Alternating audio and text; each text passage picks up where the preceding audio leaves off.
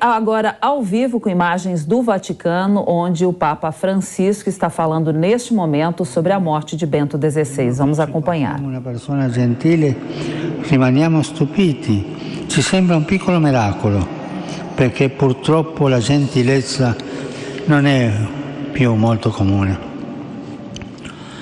Però, grazie a Dio, ci sono ancora persone gentili che sanno mettere da parte le proprie preoccupazioni per prestare attenzione agli altri, per regalare un sorriso, per regalare una parola di incoraggiamento, per ascoltare qualcuno che ha bisogno di confidarsi e di sfogarsi.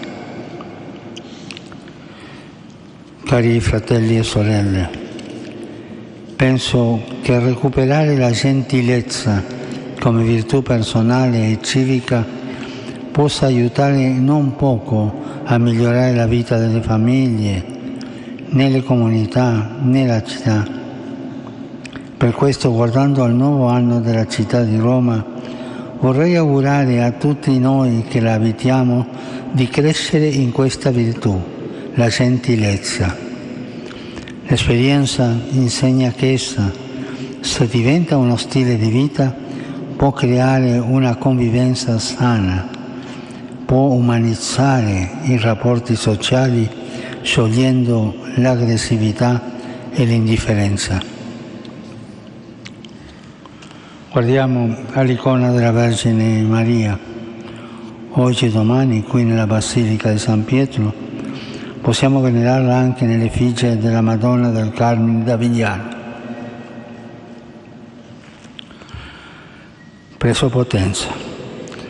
Non diamo per scontato il mistero della maternità divina, lasciamoci stupire dalla scelta di Dio, che avrebbe potuto apparire nel mondo in mille modi mostrando la sua potenza, invece ha voluto essere concepito in piena libertà nel grembo di Maria. Ha voluto formarsi per 9 mesi come ogni bambino e infine nascere da lei, nascere da donna. Non passiamo oltre velocemente, fermiamoci a contemplare e a meditare perché qui c'è un tratto essenziale del mistero della salvezza. E cerchiamo di imparare il metodo di Dio, il suo infinito rispetto, per così dire, la sua gentilezza, perché nella maternità divina della Vergine c'è la via per un mondo più umano.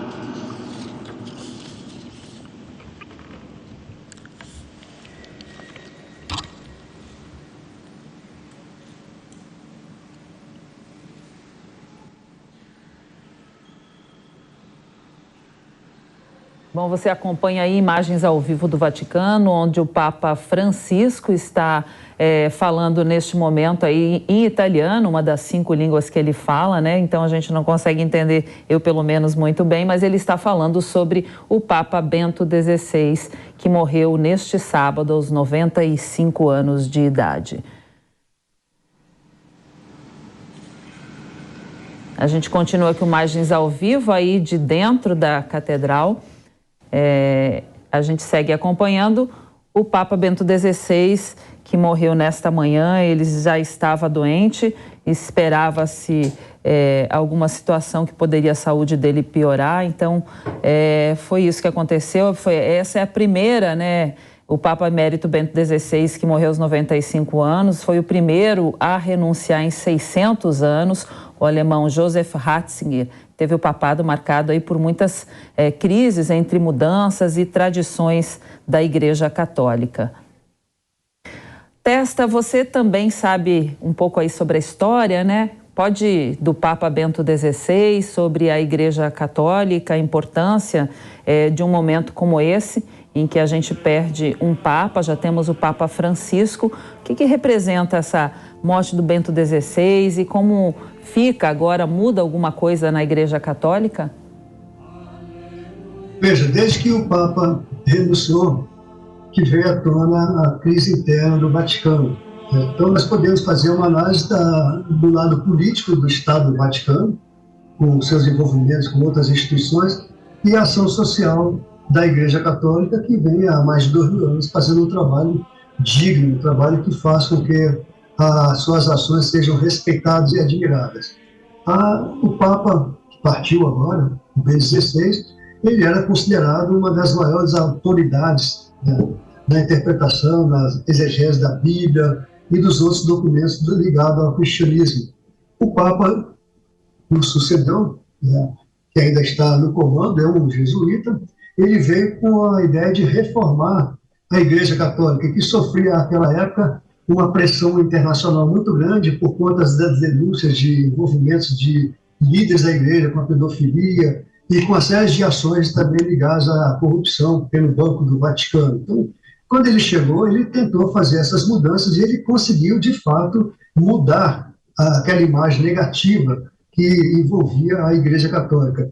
O que não significa que Bento XVI não seja um personagem admirado. Ao contrário, é uma pessoa extremamente importante, assim como o atual Papa. Também tem feito um trabalho, né, de recuperação da imagem da Igreja Católica, mudando as suas instituições por dentro.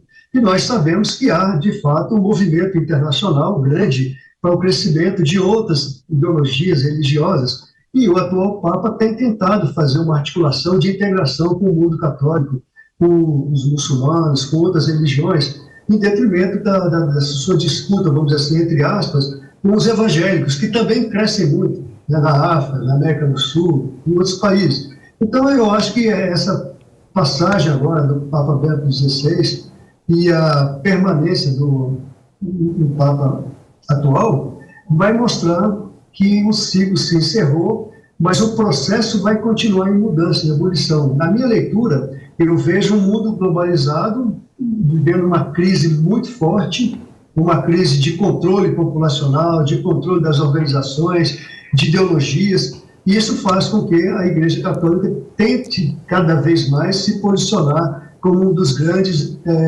caminhos para a humanidade. Então, esse é um momento realmente que merece uma reflexão profunda. Acontece no último dia de 2022, que foi um ano muito turbulento, né? E a passagem desse Papa realmente merece todo o nosso respeito e devoção. Bom, vamos chamar então o professor Marcelo Suano, que está com a gente aqui na tela.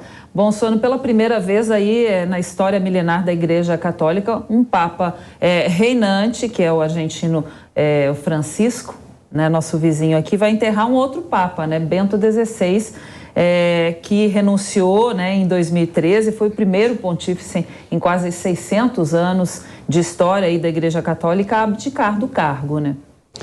Perfeito, Cláudia, eu vou fazer um comentário a partir de dados. É maravilhoso conversar com o professor Testa, ele traz os elementos que são essenciais. O Ratzinger, vamos colocar o cardeal, que é um momento em que ele era um teólogo, ele é um dos maiores teólogos da história da Igreja, ele não é um intelectual qualquer. A diferença de nível intelectual dele para outros papas, ou para outros cardeais, ou para outros teólogos, chega a ser desproporcional. Razão pela qual, em muitos momentos, houve questionamento pelo fato dele ser mais ou menos conservador. Não, é porque o estudo que ele fazia era um estudo do entendimento da essência da doutrina cristã. Razão pela qual ele alcançou o estágio que ele alcançou. Por exemplo, não é muito comum, ele foi um decano, ele foi o cardeal decano, ele foi responsável como prefeito da Sagrada Congregação, prefeito da Congregação para a Doutrina da Fé, creio que é esse, agora me deu um branco. Ele ocupou cargos no Vaticano que são cargos responsáveis pelo entendimento da doutrina. É muito curioso quando o professor Testa falou, e é exatamente isso. Ele trouxe uma contribuição na questão doutrinária incomparável. O Papa Francisco, ele tem problemas para resolver que dizem mais respeito ao mundo contemporâneo. Significa que um é maior do que o outro? Não, eles estão cumprindo papéis distintos. Mas aquilo que o Papa Bento XVI produziu em termos doutrinários é desproporcional, em especial o entendimento do catolicismo. Outra coisa que é essencial, por exemplo, cabe ao Papa Francisco tentar entender uma forma de aproximar religiões e fazer o ecumenismo, porque o ecumenismo diz respeito aos cristãos e não às demais religiões. Isso é um problema gigantesco. Não sei até que ponto haverá condição, sem preservar a doutrina na íntegra, de fazer qualquer diálogo que diga: nós continuamos sendo cristãos e católicos. Mas é um trabalho para a grandeza e para verificar qual é a grandeza que o Papa Francisco vai alcançar na história. O Bento XVI já mostrou o que ele pôde produzir, em especial nos aspectos doutrinários.